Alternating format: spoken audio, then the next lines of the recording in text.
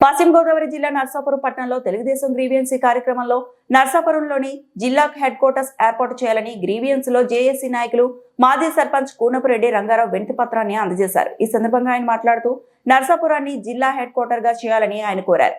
నర్సాపురంలోని British నాటి నుండి division గా పరిపాలన సాగించేవారని ఆయన తెలిపారు. జిల్లాకు కావలసిన అన్ని వసతులు నర్సాపురం ప్రాంతంలో ఉన్నాయని ఆయన అన్నారు. ఓటమి ప్రభుత్వం నర్సాపురం ప్రాంత ప్రజల కోరిక తీరుస్తారని భావిస్తున్నామన్నారు. జిల్లా హెడ్ క్వార్టర్స్ కోసం రాజకీయ కోణంలో చూడొద్దని ఆయన తెలిపారు.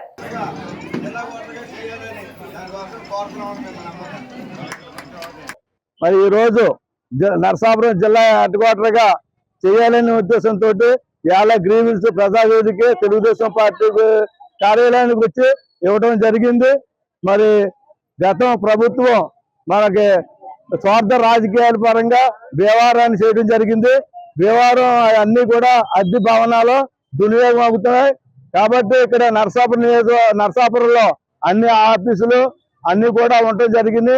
ఇక్కడ తీర ప్రాంతం మన సముద్రం, ఇక్కడ వశిష్ట గోదావరి వరదలు వచ్చినా తుఫాన్లు వచ్చినా అధికారులు ఎక్కడి నుంచి ఇక్కడ పరిగెత్తుకుని రావాల్సి వస్తుంది. దాని దృష్టిలో కూడా పెట్టుకుని అన్ని వసతులు ఉన్న పూర్వం బ్రిటిష్ వారి పాలన నుంచి కూడా ఇక్కడ డివిజన్ గా ఉంటుంది.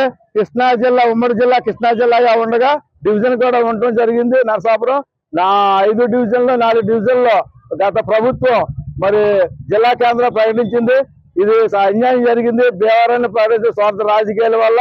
కాబట్టి నర్సాపురాన్ని జిల్లా హెడ్ క్వార్టర్ గా చేయాలని మరి అలాగే మన రాష్ట్ర కమిటీ కూడా మరి అందరం కూడా రోజు బొమ్మిడి నాయకుడి గారి ఆధ్వర్యంలో మరి బండారు మాధవ నాయుడు సమక్షంలో మరి పొత్తూరు రామరాజు గారు అలాగే సాగిన మురళకృష్ణ గారి ఆధ్వర్యంలో అందరూ కూడా వెళ్ళి మరి ఆ కమిటీకి ఇవ్వడం జరిగింది. అమరావతి వెళ్ళి మళ్ళా మొన్న సంఘాలు ఇవన్నీ కూడా ఏకస్తులై మరి జిల్లా కలెక్టర్ గారికి కూడా కేంద్రానికి వెళ్ళి మరి జిల్లా కలెక్టర్ గారికి కూడా ఇవన్నీ కూడా ఇవ్వడం జరిగింది. నరసాపురం జిల్లా చేయాలని అలాగే మరి ఈవేళ ఈ రోజున కూడా ఇవ్వడం జరిగింది. కాబట్టి ముఖ్యమంత్రి గారిని మంచి మనసుతో ఆలోచించి మరి కూటమి నాయకులు అందరూ కూడా ముఖ్యమంత్రి గారికి ఇక్కడ ఉన్న సమస్యలన్నీ కూడా వారి దృష్టికి తీసుకెళ్లి నరసాపురాన్ని హెడ్ క్వార్టర్ గా చేయాలని అలాగే కూటమి నాయకులు అందరినీ కూడా కోరుతున్నామండి.